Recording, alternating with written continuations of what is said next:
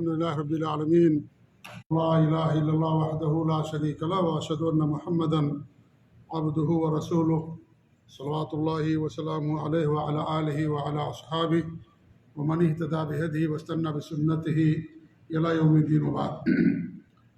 معزز بھائیوں، ہر ہفتے عشاء کی نماز کے بعد یہاں عقیدہ واسطیہ کی شرح کی جاتی تھی، لیکن چونکہ اب رات لمبی ہونے لگی ہے، چھوٹی ہونے لگی ہے اور دن بڑا ہونے لگا ہے اور عشاء اور تاخیر ہوگی، اس لیے اس سے پہلے جیسے گرمیوں میں مغرب کے بعد یہ درس ہوا کرتا تھا، تو انشاءاللہ آج کے بعد سے یہ درس مغرب کے بعد ہوا کرے گا.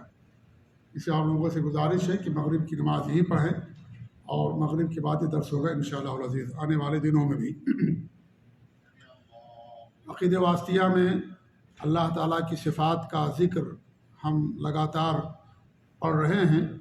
آج بھی اللہ تعالیٰ کی ایک اہم صفت کا ذکر ہوگا اور وہ ہے محبت، کہ اللہ رب العالمین بھی محبت کرتا ہے. اللہ تعالیٰ بہت سارے بندوں سے محبت کرتا ہے، بہت ساری چیزوں سے محبت کرتا ہے. اللہ متقین سے محبت کرتا ہے، محسنین سے محبت کرتا ہے، اور جو انصاف کرنے والے ان سے اللہ تعالیٰ محبت کرتا ہے، مومنین سے اللہ محبت کرتا ہے. تو یہ صفت اللہ رب العالمین کے لیے قرآن اور حدیث سے ثابت ہے. لیکن اللہ تعالیٰ کی محبت کی کیفیت کیسی ہے، طریقہ کیسا، ہم اور آپ نہیں جانتے. ہم اس صفت کو مانتے ہیں لیکن کیفیت اللہ تعالیٰ کے حوالے کرتے ہیں. جیسے بندے ہیں آپس میں ایک دوسرے سے محبت کرتے ہیں، لیکن ہر ایک کی محبت کا انداز الگ ہوتا ہے. اللہ کی تمام مخلوقات کے اندر جو ذی روح ہیں ان کے اندر محبت پائی جاتی ہے. جانور بھی محبت کرتا ہے اپنے بچوں سے، انسان بھی محبت کرتا ہے، لیکن جانوروں کی محبت کا انداز اور طریقہ الگ ہوتا ہے، انسانوں کی محبت کا انداز اور طریقہ الگ ہوتا ہے. تو اللہ تعالیٰ تو سب کا خالق ہے، سب کا مالک ہے، لہذا یہ صفت اب اللہ تعالیٰ کے لیے مانتے ہیں، لیکن اس کی محبت کا انداز کیا ہے، طریقہ کیا ہے، یہ کیفیت ہمیں نہیں معلوم. جیسے اللہ تعالیٰ کی دیگر صفات کے بارے میں ہم کہتے ہیں کہ اللہ رب العالمین عرش پر مستوی ہے، لیکن کس طرح کیفیت ہمیں معلوم نہیں. اللہ رب العالمین غضب کرتا ہے، غصہ ہوتا ہے، اس کی غصہ ہونے کا انداز کیسا ہے، کیفیت کیسی ہے، طریقہ کیسا، ہمیں نہیں معلوم. لیکن اللہ رب العالمین غصہ کرتا ہے. قرآن میں بہت ساری آیتوں میں اللہ نے بیان کیا. جو سورہ فاتحہ ہر نماز میں ہم پڑھتے ہیں ہر رکعت کے اندر، اس میں اللہ رب العالمین نے اس کا ذکر کیا ہے، غیر المغضوب علیہم ولا الضالین. ہم اللہ تعالیٰ سے دعا کرتے ہیں کہ اللہ رب العالمین تو ان کی راہ پر ہمیں نہ چلانا جن پر تیرا غضب نازل ہوا، اور نہ ان لوگوں کی راہ جو گمراہ ہو گئے. تو اللہ تعالیٰ کا غضب نازل ہوا، یہودیوں پر اللہ کا غضب نازل ہوا، اللہ غصہ کرتا ہے. تو اس طریقے سے لیکن غصے کا طریقہ کیسا ہے، کیفیت کیسی، ہمیں نہیں معلوم، کیونکہ کیفیت قرآن و حدیث کے اندر نہیں بیان کی گئی. تو ایسے ہی یہ صفت جو محبت کی ہے یہ بھی اللہ رب العالمین کے لیے ثابت شدہ ہے. بہت سارے لوگ اس کا انکار کرتے ہیں، کہتے ہیں اللہ تعالیٰ کیسے محبت کرتا ہے، تو بندوں کی صفت ہے، بندے آپس میں ایک دوسرے سے محبت کرتے ہیں. یہ اللہ تعالیٰ بھی محبت کرتا ہے. کیا بادشاہ نہیں محبت کرتا اپنی رعایا سے؟ کیا بادشاہ اپنے وزیروں سے نہیں محبت کرتا ہے؟ کیا ماں باپ والدین اپنے بچوں سے محبت نہیں کرتے ہیں؟ کیا اساتذہ اپنے طلباء سے محبت نہیں کرتے ہیں؟ کیا بڑے چھوٹوں پر شفقت اور محبت نہیں کرتے ہیں؟ کرتے ہیں، یہ بھی کرتے ہیں. اللہ تعالیٰ بھی محبت کرتا ہے، ہر ایک کی محبت کا طریقہ اور کیفیت الگ ہے. لیکن اللہ رب العالمین محبت کرتا ہے. اللہ رب العالمین خود قرآن مقدس کی بہت ساری آیتوں کے اندر بیان کیا ہے، بہت ساری حدیثیں ہیں اس کے تعلق سے. یہاں بہت ساری آیتیں مصنف نے بیان کی ہیں.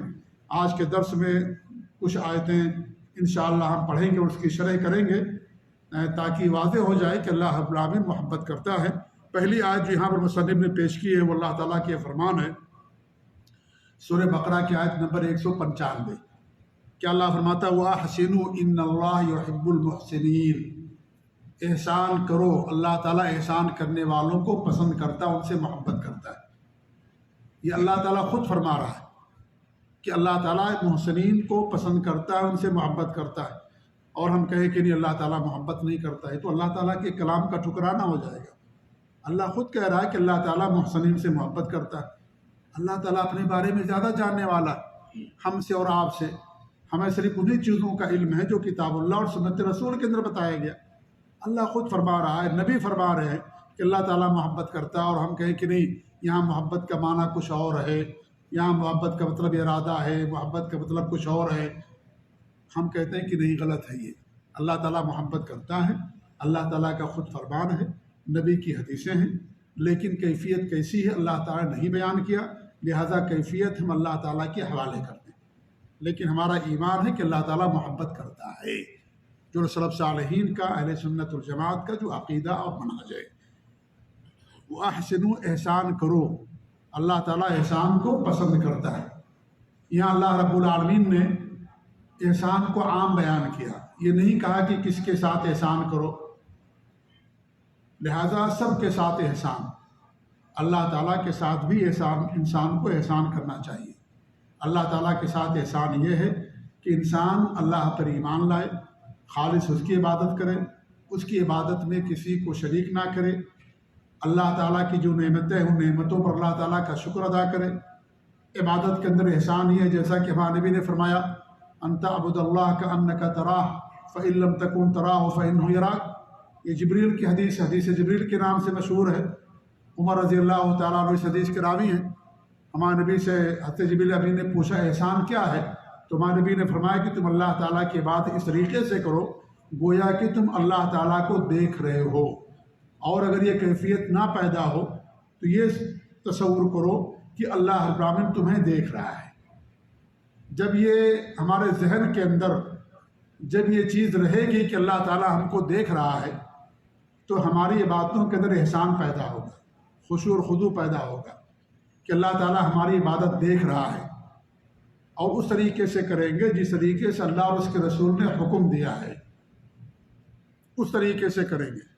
جیسے مثال کے طور پر آپ کام کرتے ہیں کمپنیوں میں، آپ کو اگر معلوم ہو کہ میرا فورمین میرے سامنے کھڑا ہے یا جو ذمہ دار ہے، تو آدمی کیا کرتا ہے، مثالیں سمجھانے کے لیے ہوتی ہے، تو آدمی کیا کرے گا، آدمی بہت اچھی طریقے سے کام کرے گا، احسان کے ساتھ کرے گا، بہتر طریقے سے کرے گا۔ احسان کا مطلب ہی ہوتا ہے کہ عمل کو اچھی طریقے سے انجام دینا، بہتر طریقے سے کرنا، اسی کو احسان کہا جاتا ہے۔ اچھے انداز میں جو آپ کر سکتے ہیں، جتنی آپ کی صلاحیت ہے، جتنی آپ کے پاس طاقت ہے، اس لحاظ سے اچھے انداز میں کسی کام کو کرنا، اس کو احسان کہا جاتا ہے۔ اب آپ کیا کریں گے، آپ ظاہر بات ہے تن من دھن سے کام کریں گے، کیوں بھائی وہ دیکھ رہا ذمہ دار ہے، اگر کچھ کمی ہوگی تو ہمارے لیے تنخواہ کٹ سکتی ہے، ہمیں کام سے نکالا جا سکتا ہے، انسان بہتر طریقے سے کام کو انجام دے گا۔ ٹھیک ہے، اس کا فورمین یا اس کا ذمہ دار اس کے سامنے نہیں ہے، لیکن اس نے کیمرہ لگا دیا ہے، آپ کی ہر نقل و حرکت اس کی آفس میں نظر آ رہی ہے، کیمرے میں دیکھ رہا ہے، آپ کیا کر رہے ہیں، سو رہے ہیں، بیٹھے ہوئے ہیں، سستی کر رہے ہیں، کام کر رہے ہیں، بات چیت کر رہے ہیں، دیکھ رہا ہو آپ کو، آپ کیا کریں گے؟ ایسی صورت میں بھی اگرچہ آپ اپنے ذمہ دار کو یا فورمین یا جو بھی آپ کا ذمہ دار ہے اس کو آپ نہیں دیکھ رہے ہیں، لیکن آپ کو معلوم ہے کہ کیمرہ لگا ہوا وہ مجھے دیکھ رہا ہے، تو اس صورت میں کیا کریں گے آپ؟ وہاں بھی اچھی طریقے سے کام کو کریں گے، جو دیکھ رہا ہے ہم کو، تو اللہ رب العالمین تو سب کو دیکھ رہا ہے، اللہ رب العالمین تو عرش پر جلوہ افروز ہے، لیکن اللہ رب العالمین ہماری ہر حرکت سے باخبر اور آگاہ ہے، ہماری ہر چیز کو دیکھ رہا ہے، اسی لیے اس کو احسان کہا جاتا ہے۔ ہمارے بھی فرمایا کہ تم اللہ تعالیٰ کی عبادت اس طریقے سے کرو گویا کہ تم اللہ تعالیٰ کو دیکھ رہے ہو، اور اگر یہ کیفیت نہ پیدا ہو تو کم سے کم یہ ضرور ہونا چاہیے کہ ہمیں احساس اور شعور ہو کہ اللہ رب العالمین ہم کو دیکھ رہا ہے۔ جب ہمارے اندر یہ چیز رہے گی تو ہم عبادت کو صحیح طریقے سے کریں گے، نماز ہو، روزہ ہو، قرآن کی تلاوت ہو، کوئی بھی نیکی انسان اس کو اچھی طریقے سے کرے گا، کیونکہ اسے احساس ہے کہ اللہ تعالیٰ دیکھ رہا ہے۔ تو اللہ فرماتا ہوا حسنو، احسان کرو، یہ اللہ نے کہا کس کے ساتھ احسان کرو، لہذا سب کے ساتھ احسان، بندوں کے ساتھ احسان۔ بندوں کے ساتھ احسان کیا ہے کہ آپ خندہ پیشانی سے پیش آئیں اور ان کا تعاون کریں، ان کی مدد کریں، انہیں تکلیف نہ پہنچائیں، ہر ممکن ان کی امداد اور مدد کریں، جو بھی آپ کر سکتے ہیں، جتنی اللہ رب العالمین نے آپ کو ساتھ دی ہے۔ یہ بندوں کے ساتھ احسان ہے، آپ بندوں کے ساتھ کریں۔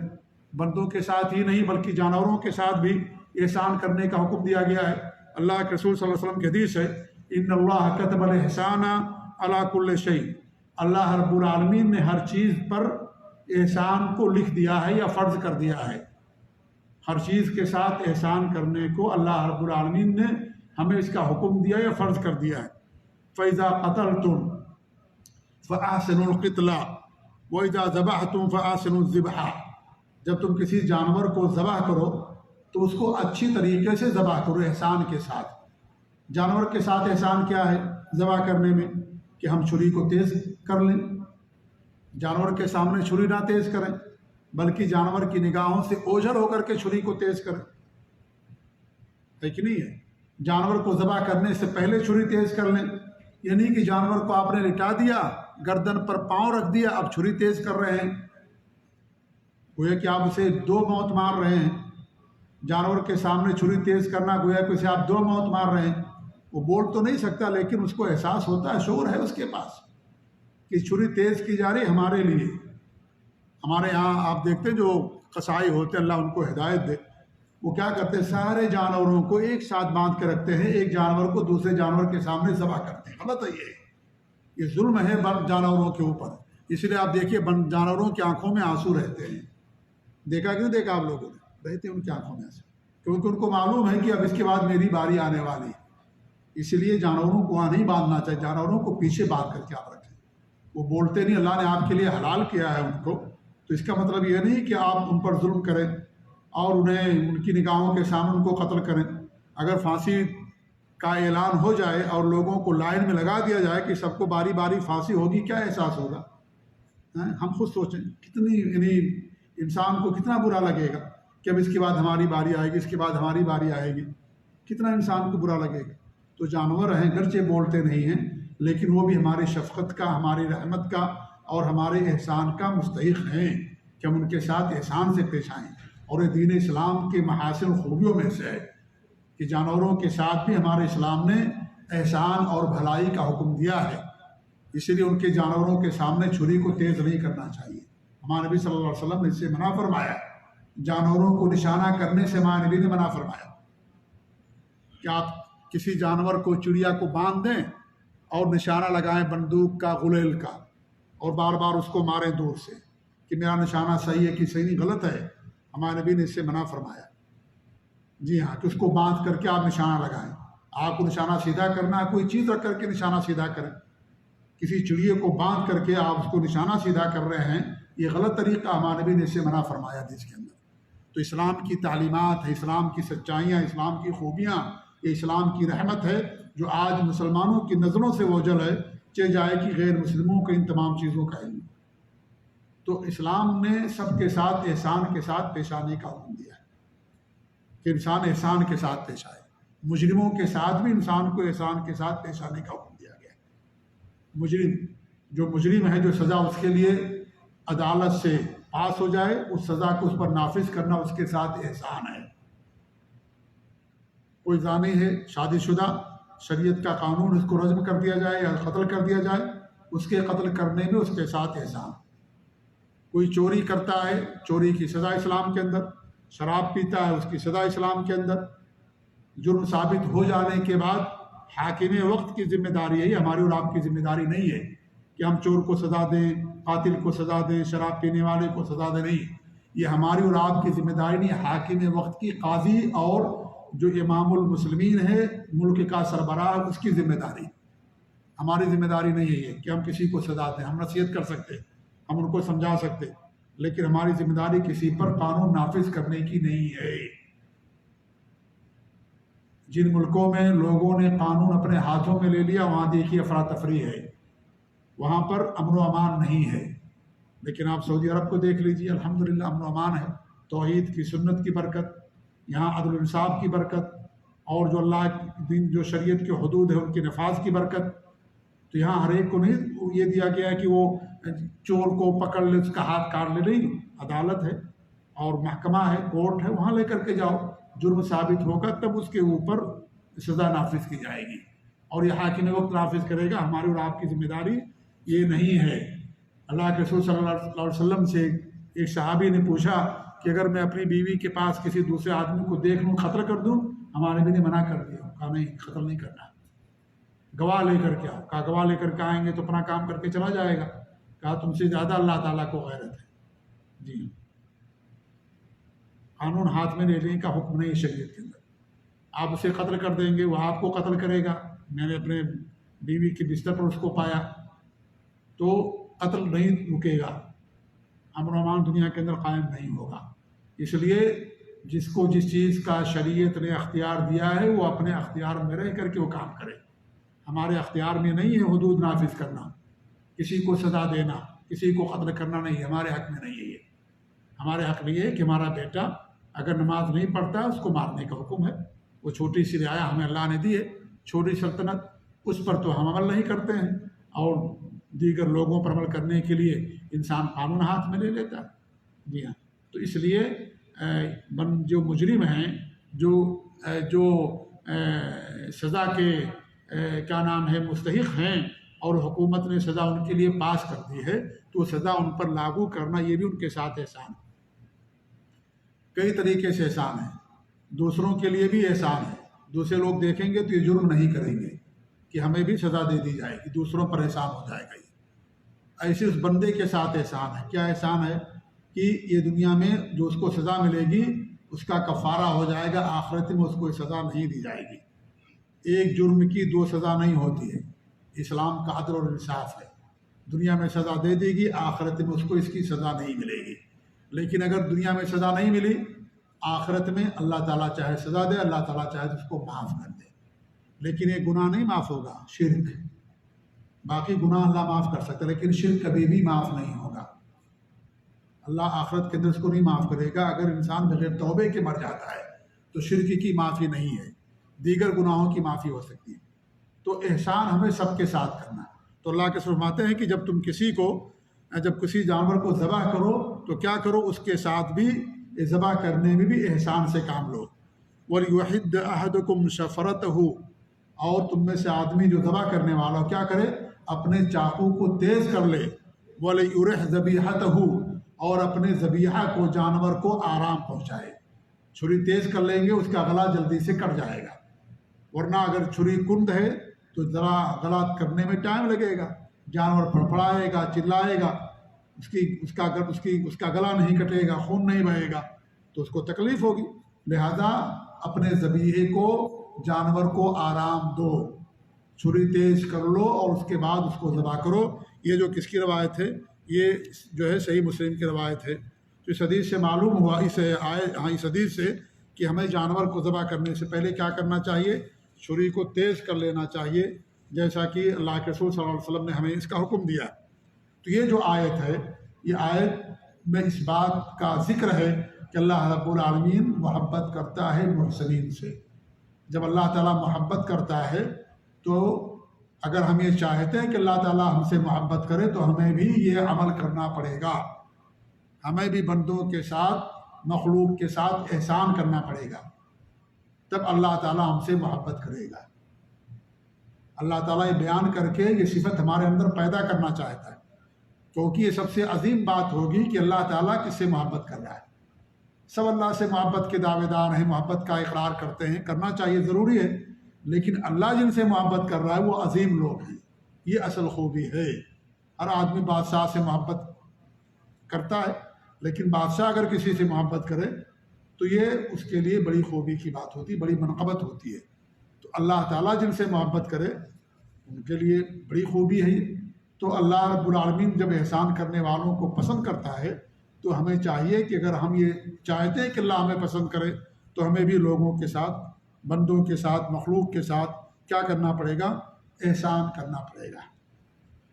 اس سے احسان کی صفت ثابت ہوتی ہے اللہ رب العالمین کے لیے۔ ٹھیک ہے، اب آئیے آگے دوسری آیت۔ اللہ فرماتا ہے سورہ حجرات کا آیت نمبر 9، وَأَقْسِطُوا إِنَّ اللَّهَ يُحِبُّ الْمُقْسِطِينَ، عدل اور انصاف سے کام لو۔ عدل و انصاف کرنے والوں کو اللہ تعالیٰ پسند کرتا ہے، محبت کرتا ہے۔ عدل کیا ہے کہ ہر چیز کو اس کی جگہ پر رکھنا، اس کو عدل کہا جاتا ہے۔ عدل یہ ظلم کی اپوزٹ ہے۔ ظلم کیا ہے؟ جو جس کا مستحق ہو اس چیز کو اس کی جگہ پر نہ رکھنا، وضع الشیء فی غیر محلہ، جس چیز کی جو جگہ نہ ہو وہاں پر اس چیز کو رکھنا یہ ظلم کہلاتا ہے۔ کیا یہ ظلم کہلاتا ہے، جس کی جو جگہ نہیں وہاں وہ رکھ دو، ٹھیک ہے، یہ کیا ہوگا، یہ ظلم ہوگا۔ کوئی آدمی کسی عہدے کا مستحق نہیں ہے، وہ عہدہ اسے دے دو، ان پڑھ جاہل اسے وزیر تعلیم بنا دو بھائی، ٹھیک ہے، جو ہے ایجوکیشن منسٹر بنا دو، وزیر تعلیم، یہ کیا ہوگا، یہ ظلم ہو جائے گا اس عہدے کے ساتھ۔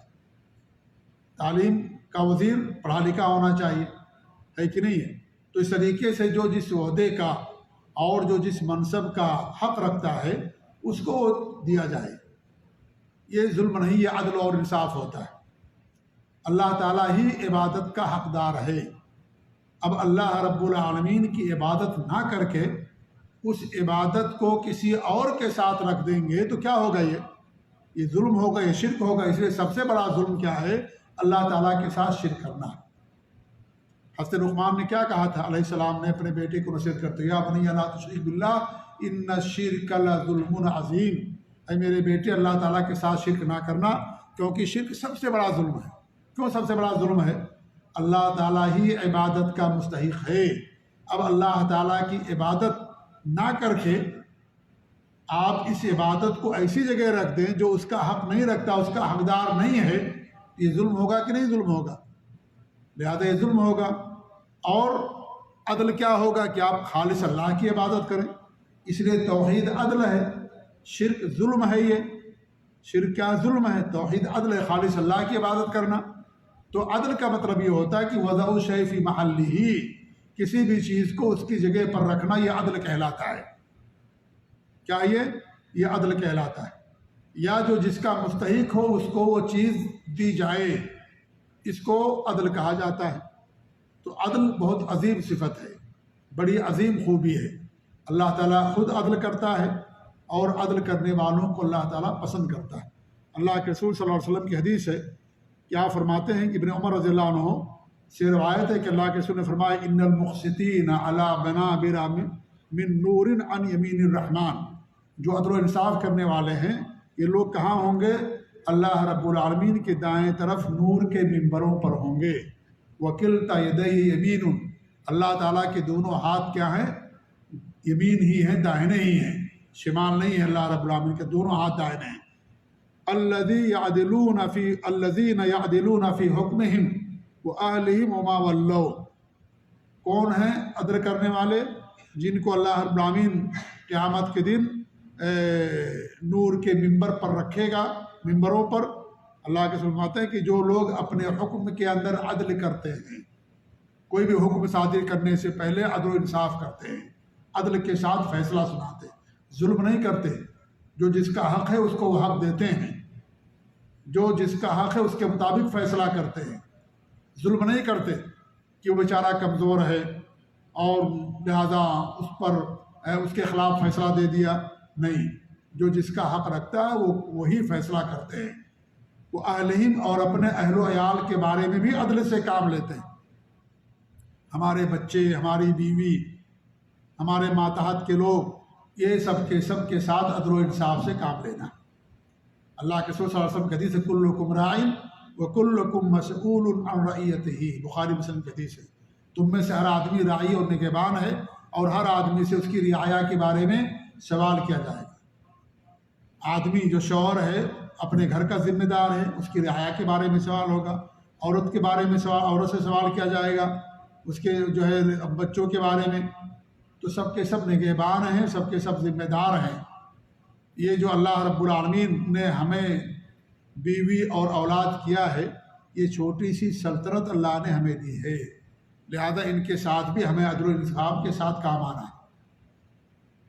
بچے ہیں اگر ایک لڑکا ایک لڑکی تو بھی عدل و انصاف کے ساتھ کام لینا، یہ نہیں کہ 4-5 بچے تبھی عدل و انصاف ہوگا، ایک بیوی ہے تو بھی عدل و انصاف کے ساتھ کام لینا، یہ نہیں کہ 2 بیویاں ہیں 4 بیویاں تبھی عدل ہوگا، عدل ہر صورت میں آپ کو کرنا ہے، بیوی کے ساتھ عدل و انصاف، اس کا حق دینا آپ کو، یہ نہیں کہ اکیلی بیوی تو حق نہیں دیں گے اس کا، 4 بیویاں رہیں گی 3 بیویاں رہیں گی تب عدل کریں گے، نہیں، عدل سب کے ساتھ، ایک بیوی ہے تو بھی اس کے ساتھ عدل کرنا ہے، اس کے ساتھ انصاف کرنا، ماں باپ کے ساتھ عدل و انصاف، بھائیوں کے ساتھ، سب کے ساتھ عدل و انصاف۔ اللہ کے رسول صلی اللہ علیہ وسلم کے پاس ایک صحابی تشریف لائے، انہوں نے اپنے ایک اولاد کو باغ دے دیا ہدیے اور تحفے میں۔ ہمارے نبی کے پاس تشریف لائے اور کہا کہ اے نبی، آپ صلی اللہ علیہ وسلم گواہ ہو جائیے کہ میں نے اپنے اس بیٹے کو یہ باغ دے دیا ہے۔ تو ہمارے نبی نے کہا کہ تمہاری اور بھی اولاد ہیں؟ کہا کہ ہاں۔ کہا ان کو باغ دیے ہو؟ کہا کہ نہیں۔ تو آپ نے کیا کہا؟ اتقوا اللہ فی اولادکم، اپنے بچوں میں اللہ تعالیٰ سے ڈرو، وعدلوا بین اولادکم، اور اپنے بندوں کے اولاد کے درمیان عدل کرو، اور مجھے ظلم پر گواہ نہ بناؤ۔ یہ عدل نہیں ہے کہ آپ ایک لڑکے کو یا ایک بیٹی کو دے دیں دوسرے کو نہ دیں، یہ عدل اور انصاف نہیں ہے۔ آپ کو تحفہ دینا، سب کو برابر تحفہ دینا۔ ہاں، اگر کسی کی ضرورت جو ہے، ضرورت کے تحت اگر کسی کو آپ دیتے ہیں تو یہ عدل کے خلاف نہیں ہوتا۔ ایک چھوٹا بچہ ہے، اس کو بھائی سائیکل کی ضرورت نہیں ہے، بڑا بچہ آپ کا اسکول جاتا ہے، مدرسے جاتا ہے، سائیکل چاہیے، اب آپ کہیں چھوٹا بچہ اس کو بھی ہم سائیکل دے دیں گے، کیونکہ یہ عدل نہیں ہے۔ عدل یہ ہے کہ ضرورت کے تحت جس کو جو ضرورت ہے اس کو دینا، یہ عدل کے خلاف نہیں ہوتا۔ آپ کا بچہ پڑھ رہا ہے کالج میں، بڑے اسکول میں، مان لیجئے آئی ٹیب کی ضرورت ہے یا لیپ ٹاپ کی ضرورت ہے، چھوٹا بچہ 3 سال کا ہے، اب آپ کہیں کہ بھائی اس کو دیا لا کر کے، اس کو بھی ہمیں دینا پڑے گا؟ نہیں، اس کی ضرورت نہیں ہے ابھی۔ جب آئے گی ضرورت تو ہو سکتا ہے اس کو آئی پیڈ کے بجائے کچھ اور آپ کو دینا پڑے اس وقت کی ضرورت کے لحاظ سے۔ پہلے سائیکل سے کام چل جاتا تھا، تو بائک دینی پڑتی ہے لوگوں کو اسکول جانے کے لیے، ہے کہ نہیں ہے؟ تو اس لیے ضرورت کے تحت انسان دیتا ہے تو یہ ظلم نہیں ہوتا۔ لیکن ہدیہ اور جو تحفہ ہوتا ہے، جو جائیداد دی جاتی ہے، وہ یہ تو ضرورت کے تحت آپ دے رہی ہے، یہ تحفہ نہیں دے رہے اسے، یہ اس کی ضرورت ہے اس لیے آپ اس کو دے رہے ہیں۔ وہاں آپ نے جو ہے تحفہ اگر دے رہے ہیں تو سب کو برابر تحفہ دینا پڑے گا۔ آپ اگر کسی ایک بچے کو آپ دے رہے ہیں دکان، تو سارے بچے کو دکان دینا پڑے گا، ساری بچیوں کو دینا پڑے گا، اس میں عدل و انصاف کے ساتھ کرنا پڑے گا۔ لیکن اگر ضرورت کے تحت کسی کو آپ دے رہے ہیں تو وہ ضرورت میں کسی کو اس کے ساتھ شریک کرنا ہی ضروری نہیں ہے کہ آپ اس کو بھی دیں۔ اگر آپ نے ایک بچے کو بیمار ہو گیا، 10 لاکھ خرچہ ہو گیا اس کی بیماری میں، وہ ضرورت ہے اس کا علاج کرانا، ایک بچہ بیمار ہی نہیں ہوا، تو کیا آپ یہ کہیں گے کہ میں نے اس بچے کو 10 لاکھ خرچ کیا تھا تو لا اس کو 10 لاکھ میں دے دوں؟ نہیں، وہ ضرورت پر آپ نے اس کا علاج کیا تھا۔ یہ بات سمجھ کہ نہیں سمجھ رہے ہیں؟ تو ضرورت کے تحت جو چیز دی جاتی ہے اس میں سب کو نہیں دیا جائے گا، جب ضرورت جس کو آئے گی اس کو دیا جائے گا۔ جی ہاں، تو سب کے ساتھ ہمیں عدل و انصاف کرنا ہے، ہر ایک کے ساتھ۔ اسلام کے اندر عدل ہے، مساوات نہیں ہے۔ کچھ لوگ کہتے ہیں اسلام کے اندر مساوات نہیں، مساوات کہتے ہیں برابری کو، عدل کہتے ہیں جو جس کا حق ہے اس کو دیا جائے۔ ٹھیک ہے، مساوات نہیں اسلام کے اندر، عدل ہے۔ اللہ نے قرآن میں ہمیں عدل کرنے کا حکم دیا۔ اگر مساوات ہوگا تو کیا ہو جائے گا؟ بیٹا بیٹی دونوں کو برابر دینا پڑے گا۔ وہی تو کہتے ہیں نا کمیونسٹ لوگ کہ سب برابر ہیں، سب برابر ہیں۔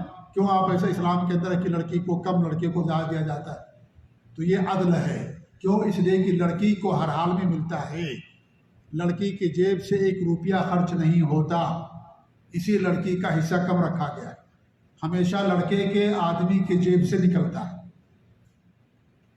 اگر مان لیجئے لڑکی ہے تو باپ ذمہ دار ہے، باپ نہیں ہے، بھائی بہن ہے تو بہن کا ذمہ دار بھائی ہوتا ہے۔ لڑکی کی شادی ہو گئی، اب کون ذمہ دار ہوا؟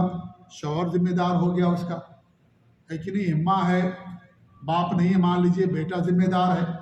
تو لڑکی جو ہوتی ہے ہر حال میں اسے ملتا ہی ملتا ہے، اس کے جیب سے 1 روپیہ نہیں نکلتا، خرچ ہوتا ہے۔ اس لیے عدل یہ ہے کہ جب جس کو جیب ہمیشہ بھری جاتی ہے تو اس کو دیا بھی کم جائے، اور جس کی جیب ہمیشہ خالی ہوتی ہے اس کو زیادہ دیا جائے، یہ عدل کہتا ہے۔ اس لیے اسلام کے اندر عدل اور انصاف ہے۔ اسی لڑکی کو ایک ڈبل بچے کا حق ہوتا ہے میراث کے اندر، وراثت کے اندر، کیونکہ لڑکی کے جیب سے کچھ نہیں خرچ ہوتا ہے، عورت کے جیب سے۔ شوہر اپنی بیوی کے نام نفقے کا تمام چیزوں کا ذمہ دار شوہر ہے۔ اگر بیوی مالدار ہے تو بھی اس پر نہیں فرض بنتا کہ اپنے شوہر کو کچھ دے دے، نہیں، یہ شوہر کی ذمہ داری، محنت مزدوری کر کے اس کو لے کر کے آنا۔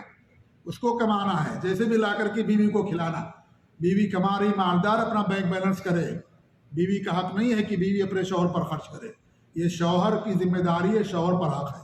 الرجال قوامون علی النساء، اللہ نے عورتوں پر مردوں کو ذمہ دار بنایا، لہذا عورت کتنی بھی مالدار ہو، عورت اپنے شوہر پر خرچ کرنے کی ذمہ دار نہیں ہے۔ اگر خرچ کر دے اس کا احسان ہوگا، لیکن وہ ذمہ دار نہیں ہے، اس لیے عورت کو ہر حال میں ملتا ہے، اس لیے شریعت میں عورت کا حق کم رکھا گیا۔ کچھ لوگ کہتے ہیں بھائی دیکھ اسلام میں ایسا نہیں ہے، کچھ نہیں ہے، یہ عدل اور انصاف ہے۔ یہ کیا ہے؟ یہ عدل اور یہ انصاف، اس لیے شریعت میں ایسا رکھا گیا۔ اگر برابری کریں گے سب برابر ہو جائیں گے، ہے کہ نہیں؟ اسلام میں برابری نہیں ہے، ہاں کچھ چیزوں میں ہے، جیسے آپ مان لیجیے آپ کی ایک بیوی خوبصورت ہے، دوسری بیوی اتنی خوبصورت نہیں ہے، دونوں کو برابر حق ملے گا، ہے کہ نہیں ہے؟ آپ کا ایک بیٹا 50 سال کا، ایک بیٹا 4 سال کا، آپ کی وفات ہوگی، دونوں کو برابر ملے گا۔ یہ نہیں کہ بڑا ہو گیا تو اس کا خرچ زیادہ، اس کو زیادہ دیں گے، نہیں، یہاں چونکہ اولاد کی بنا پر ملتا ہے اس لیے برابر ملے گا۔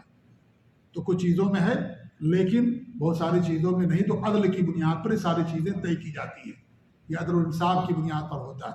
جی ہاں، تو اسلام کے اندر کیا ہے؟ عدل اور انصاف ہے۔ اور عدل کی میں بتا رہا تھا کہ عدل کی بڑی فضیلت ہے، عدل کرنے والے، وہ حدیث پوری کر دوں کہ اللہ کے فرماتے ہیں کہ الذین یعدلون فی حکمہم، جو اپنے حکم میں، فیصلے میں عدل سے کام لیتے ہیں، وہ اہلہم، اور اپنے اہل و عیال میں عدل سے کام لیتے ہیں۔ ٹھیک ہے؟ اگر بیویاں کسی کی 2-3 ہیں تو ظاہری طور پر آپ کو عدل کرنا ہے، کپڑے میں، کھانے میں، تمام چیزوں میں آپ کو برابری کرنا ہے، برابر دینا آپ کو، یعنی کہ آپ ایک بیوی کو زیادہ دیں، ایک بیوی کو کم دے دیں۔ یا اس طریقے سے آپ کے بچے ہیں، آپ گھر باہر سے لے کر کے آئے کیا کوئی سامان، تو آپ بچوں کو برابر دیجیے، ٹھیک ہے؟ بچوں کو آپ برابر دیجیے۔ جی ہاں، یہ ہے کہ اگر ضرورت کے تحت ہے، اس میں کوئی بچہ مان لیجیے بڑا ہے، کوئی بچہ چھوٹا ہے، وہ 1 کیلا کھاتا، بڑا بچہ 2 کیلا کھاتا، اس کو 2 کیلا دیجیے، چھوٹے کو 1 کیلا دیجیے، یہ انصافی نہیں ہوگی۔ ٹھیک ہے؟ تو جو اپنے اہل و عیال کے اندر عدل و انصاف کرتے ہیں، وما ولو، اور جو اللہ نے ان کو اختیار دیا جن چیزوں میں ولایت عطا کی ہے، اس میں عدل سے کام لیتے ہیں، تو ایسے لوگ اللہ تعالیٰ کے یہاں قیامت کے دن کہاں ہوں گے؟ نور اور روشنی کے منبر پر ہوں گے۔ جس سے کہ اس کی فضیلت ثابت ہوتی ہے عدل و انصاف کی۔ اس طریقے سے ابو سعید الخدری فرماتے ہیں کہ اللہ کے رسول نے فرمایا ان احب العباد اللہ یوم القیامہ وادناہم الیہ مجلسا، قیامت کے دن اللہ کے نزدیک سب سے محبوب بندے اور اللہ کے سب سے قریب کون ہوں گے؟ امام عادل، عدل و انصاف کرنے والا امام اور بادشاہ۔ بادشاہت 2 طرح کی ہوتی ہے، ایک چھوٹی اور ایک بڑی۔ ایک بڑی بادشاہت تو پورے ملک کا سربراہ ہوتا ہے، بڑی بادشاہت ہے وہ، اور ایک چھوٹی بادشاہت ہوتی ہے، گھر کا جو باپ ذمہ دار ہے اس کو اللہ نے چھوٹی بادشاہت عطا کی ہے، وہ بھی امام ہے، وہ بھی انصاف کرے گا تو اللہ تعالیٰ کے یہاں سب سے محبوب ہوگا۔ چھوٹی سی رعایت اللہ نے اسے دی ہے، بیوی ہے، بچے ہیں، اس کے ماتحت کے لوگ ہیں، اللہ نے چھوٹی سی رعایت دی ہے، اس کے ساتھ بھی عدل و انصاف کرنا ہے۔ ایک بڑی بادشاہت ہوتی، ملک کا سربراہ ہوتا ہے، تو ملک کے سربراہ کے لیے فضیلت ہے یہ۔ ہمارے یہاں جماعت اسلامی والے کیا سمجھتے ہیں کہ عدل، یہ امام یا کسی بادشاہ سب سے بڑا جرم سمجھتے ہیں، اسی لیے سعودی عرب کے حکمرانوں کو برا بھلا کہتے ہیں وہ لوگ۔ یہ بات حقیقت ہے، کبھی بھی تعریف نہیں کرتے ہو۔ ایران کی تعریف کریں گے، ترکیہ کی تعریف کریں گے، لیکن سعودی عرب کی کبھی تعریف نہیں کریں گے جماعت اسلامی والے۔ میں کھل کر کے بات کرتا ہوں، اچھا لگے کسی کو یا برا لگے، حقیقت ہے، کہا جائے گا۔ جی ہاں، تو لوگوں کے یہاں سب سے بڑا جرم ہے بادشاہت۔ اللہ کے رسول فرما رہے ہیں کہ اگر عدل کرنے والا بادشاہ ہے، سب سے زیادہ اللہ تعالیٰ کے یہاں محبوب ہے۔ حضرت لقمان بھی، کیا حضرت سلیمان بھی بادشاہ تھے، حضرت داؤد بھی بادشاہ تھے، کہ نہیں بادشاہ تھے؟ نبی بھی تھے، بادشاہ بھی تھے۔ اگر بادشاہ نہیں ہے اور کتاب اللہ اور سنت رسول کے مطابق فیصلے نہیں کرتا، کیا فائدہ اس کا؟ اصل تو یہ کہ جو بادشاہت ہے کس طرح کی ہے وہ، اور کس طریقے سے فیصلہ کرتا ہے، اس کا بیس اور بنیاد کیا ہے کہ نہیں؟ کتاب اللہ سنت رسول یا اور کوئی بنیاد ہے؟ کتاب اللہ سنت رسول کے مطابق، دین کے مطابق کرتا ہے، الحمدللہ اللہ تعالیٰ کے ہاں اس کی بڑی فضیلت ہے۔ اللہ کے رسول کی حدیث، ایک حدیث آگے آ رہی ہے کہ اللہ تعالیٰ قیامت کے دن اپنے عرش کے سائے میں 7 لوگوں کو جگہ دے گا، انہی میں سے سب سے پہلا امام عادل، عدل اور انصاف کرنے والا امام اور بادشاہ، اس کو اللہ تعالیٰ قیامت کے دن اپنے عرش کے سائے میں جگہ دے گا۔ جی ہاں، لہٰذا اگر بادشاہ عدل و انصاف کی بنیاد پر فیصلے کرتا ہے، الحمدللہ۔ ہمارے نبی نے کبھی بھی بادشاہت کو برا نہیں قرار دیا کہ بادشاہت بری چیز ہے، نہیں، عدل و انصاف کے ساتھ لیکن کام ہونا چاہیے۔ اگر جمہوریت عدل و انصاف نہیں ہے تو کیا فائدہ اس کا بھائی؟ جمہوریت تو ویسے بھی اسلام کے اندر شرعیت ہے، لیکن جو ہے کیا فائدہ اس کا؟ عدل و انصاف کے ساتھ فیصلہ نہیں ہو رہا ہے کہ نہیں؟ شرک ہے، بدعت، خرافات، ظلم اور زیادتی، تمام چیزیں ہیں، کیا فائدہ اس کا؟ ترکیہ میں باقاعدہ لائسنس ملتا ہے، ہم جنس کو شادی کرنے کے لیے لائسنس دیا گیا ہے، لڑکا لڑکے کے ساتھ شادی کر سکتا ہے، لڑکی لڑکی کے ساتھ شادی کر سکتی ہے۔ جی ہاں، وہاں باقاعدہ قانون پاس کر دیا گیا، لیکن اس کی خوب تعریف کریں گے کیونکہ وہاں ان کو آزادی ہے شرک کرنے کی، قبر پرستی کی، مزار پرستی کی، تمام چیزوں کی۔ یہاں سعودی عرب میں آزادی نہیں ہے بدعت کرنے کی، شرک کرنے کی، جلوس نکالنے کی، قبر پرستی کی، مزار پرستی کی۔ اس لیے سب سے بری حکومت دنیا کے اندر سعودی عرب ہے ان کی نظروں میں۔ ہمیشہ سعودی عرب کی برائی بیان کریں گے، کہیں گے ہاں فلمیں آ گئی۔ ترکیہ کے اندر کیا فلمیں نہیں ہیں؟ ترکیہ کے اندر اور بے حیائی زیادہ ہے، ایران کے اندر اور زیادہ بے حیائی ہے۔ وہاں تو صحابہ کو گالیاں دی جاتی ہیں، صحابہ کو برا بھلا کہا جاتا ہے، ابو بکر عمر کو گالیاں دی جاتی ہیں، قرآن یاد کرنے پر پابندی ہے، وہاں ساری چیزیں ہیں، لیکن اس کی خوب تعریف کریں گے، لیکن سعودی عرب کی کبھی تعریف نہیں کریں گے۔ جی ہاں، ترکیہ لگتا ہے کہ وہاں پر جو ہے یعنی وہ وہاں سب فرشتے رہتے ہیں، وہاں سب صحابہ رہتے ہیں اور وہاں کوئی وہ نہیں ہوتا۔ سب سے زیادہ جو ہے شرک اور بت پرستی ترکیہ اور ایران کے اندر ہوتی ہے، سب سے زیادہ۔ قبر پرستی وہاں پر عام ہے، مزار پرستی وہاں پر عام ہے، جی ہاں باقاعدہ۔ لیکن چونکہ وہاں پر جو ہے آپ یہ ساری چیزیں ان کے عقیدے میں ہیں، اس لیے وہاں کرنے کا موقع ملتا ہے، اس لیے اس کی خوب تعریف کرتے ہیں۔ جی ہاں، تو امام عادل، اللہ اپنے قیامت کے دن اپنے عرش کے سائے میں جگہ دے گا عدل و انصاف کرنے والے بادشاہ۔ کتاب اللہ اور سنت رسول سب سے زیادہ اگر انسان اس کے ساتھ فیصلے کرتا ہے، سب سے بڑا عدل اور انصاف یہی ہے، کیونکہ یہ اللہ تعالیٰ کا نظام ہے، اللہ تعالیٰ کا ہی قانون۔ جی ہاں، تو انصاف، عدل و انصاف کرنے والے کے لیے بڑی فضیلت ہے، اور ہمیں عدل و انصاف کے ساتھ پیش آنے کا حکم دیا گیا ہے، اور ہمیں سب کے ساتھ عدل و انصاف کرنا چاہیے، اپنے ساتھ بھی انسان اپنے ساتھ عدل و انصاف کرے۔ یہ نہیں کہ انسان 24 گھنٹے کام کرتا ہے، 36 گھنٹے کام کر رہا، اپنے ساتھ عدل و انصاف نہیں ہے۔ اپنے جسم کو آرام پہنچاؤ، یہ ہمارے جسم کے ساتھ یہ عدل ہے۔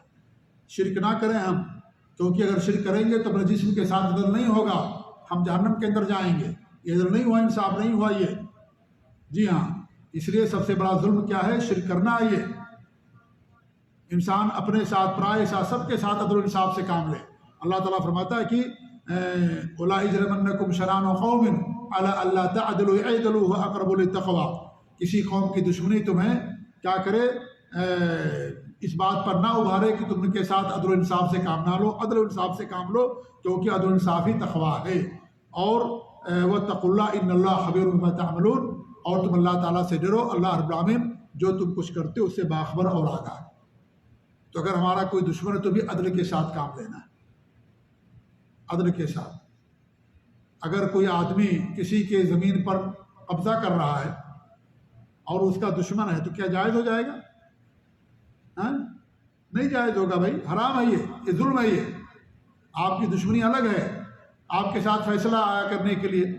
اب آپ کیا کریں گے؟ وہ آپ کا دشمن ہے تو آپ اس کے حق میں جو ہے اس کے خلاف فیصلہ دے دیں گے؟ نہیں، اگر وہ حق پر ہے تو اس کے حق میں آپ کو فیصلہ دینا پڑے گا، اگرچہ آپ کا دشمن ہے۔ حق بات کہنی ہے آپ کو۔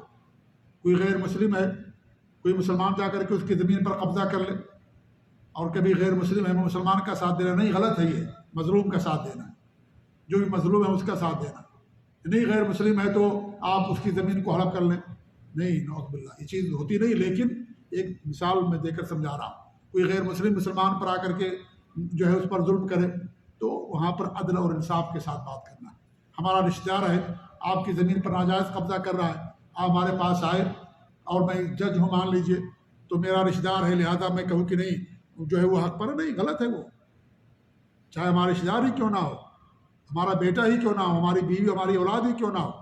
یہ غلط ہے کہ ہم اس کے ساتھ ہو جائیں اور جو ہے ظلم کے مطابق فیصلہ سنا دیں، غلط ہوگا یہ۔ لہذا عدل انصاف کے ساتھ انسان کو ہمیشہ پیش آنا ہے۔ وَإِذَا قُلْتُمْ فَعْدِلُوا وَلَوْ كَانَ ذَا قُرْبَىٰ، جب تم کوئی بات کہو تو عدل کے ساتھ کہو، اگرچہ تمہارا رشتہ دار ہی کیوں نہ ہو۔ رشتہ دار ہے، عدل کے ساتھ بات کرنا ہے، اگر اس کا حق رکھتا ہے تو اس کو دیا جائے گا، نہیں ہے، ظالم ہے تو اس کے خلاف فیصلہ دیا جائے گا، اس کے خلاف فیصلہ کیا جائے گا۔ جی ہاں، چاہے آپ جج ہوں، چاہے گھر کے سربراہ ہوں، آپ کے پاس کوئی آئے اور کوئی مسئلہ لے کر کے آپ حق کے مطابق فیصلہ کیجیے، حق کے مطابق کہیے. یہ نہیں کہ جو ہے آپ وہ سائڈ لے لیجیے کہ بھئی یہ ہمارا آدمی ہے، ہمارے پہچان کا ہے، یہ ہماری جماعت کا نہیں. یہاں جماعت نہیں چلے گی، یہاں عدل و انصاف دیکھا جاتا ہے. یہاں کیا ہے؟ عدل و انصاف. مسلمان ہے، ہمارا بھائی ہے، لیکن یہ ظلم کر رہا، لہٰذا یہ ظالم ہے یہاں پر، لہٰذا اس کا ساتھ نہیں دیا جائے گا. یہ نہیں کہ ہمارا بھائی ہو تو ہم اس کا ساتھ دے دیں گے، نہیں. تو عدل اور انصاف میرے بھائی بہت اہم چیز ہے. اس کے بعد ایک آیت اور پڑھ کر کے اپنی بات ختم کرتے ہیں. بہت ساری آیتیں مصنف نے بیان کی یہاں پر اللہ تعالیٰ کی محبت کے حوالے سے. اللہ تعالیٰ فرماتا ہے سورہ توبہ کی آیت نمبر 7 ہے، فَمَسْتَقَامُوا لَكُمْ فَاسْتَقِیمُوا لَهُمْ. جب تک وہ لوگ تمہارے لیے قائم رہیں عہد و پیمان اور وعدے پر، تم بھی قائم رہو. یہ اللہ رب العالمین نے بیان کیا ہے. جو صلح حدیبیہ ہوئی تھی نا کہ ہم جنگ نہیں کریں گے، اب تو اللہ فرماتا جب تک وہ اس وعدے پر قائم ہے تم بھی قائم رہو. جب وعدہ توڑ دیں گے تم بھی توڑ دینا. اپنی طرف سے شروع نہیں کرنا ہے. اگر وہ لوگ کرتے ہیں تو ہم نہیں شروع کریں گے، وعدہ نہیں توڑیں گے، کیونکہ اسلام ہمیں وعدہ پورا کرنے کی تعلیم دیتا ہے. وعدہ خلافی منافق کی صفت ہوتی ہے. غیر مسلم کے ساتھ وعدہ کیا ہے تو آپ غیر مسلم کے ساتھ کھڑے رہیے، اس وعدے کو پورا کیجیے. اگر آپ نے کوئی وعدہ کیا ہے تو کہ میں آپ کی شادی میں اتنا پیسہ دوں گا یا اس طریقے سے، اور دنیاوی طور پر کوئی بھی چیز، تو آپ کو دینا چاہیے اس کو. آپ نے وعدہ کیا، وعدہ پورا کیجیے. ٹھیک ہے، یہ نہیں کہ آپ وعدہ خلافی کر لیں.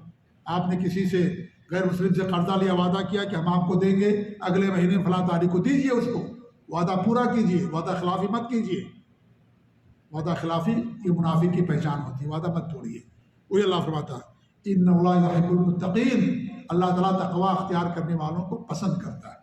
تقوی جب متقی ہے، پرہیزگار بنتے ہیں اللہ تعالیٰ کے. تقوی کیا میرے بھائیو؟ تقوی اسلام کی روح ہے، یہ بنیاد ہے. تقوی یہ کہ انسان اللہ تعالیٰ کی عبادت کر کے، اللہ کی عبادت کر کے، اللہ کے دین پر عمل کر کے اپنے آپ کو اللہ کے عذاب کے درمیان حائل اور دیوار کھڑی کر دے، اس کو تقوی کہا جاتا ہے. اللہ نے جہنم بنائی مشرکین کے لیے، گنہگاروں کے لیے. آپ اللہ کے دین پر عمل کر کے گویا کہ آپ نے دیوار کھڑی کر دی ہے. وہ دیوار آپ کے لیے جہنم میں سے جانے کے لیے مانع اور رکاوٹ بنی ہوئی ہے. اسی کو تقوی کہا ہے. تقوی مانے بچاؤ، اپنے آپ کو جہنم سے بچانے کا راستہ اختیار کرنا. کیسے ہم جہنم سے بچیں گے؟ اللہ کے دین پر عمل کر کے، توحید پر عمل کر کے، شرک سے بچ کر کے.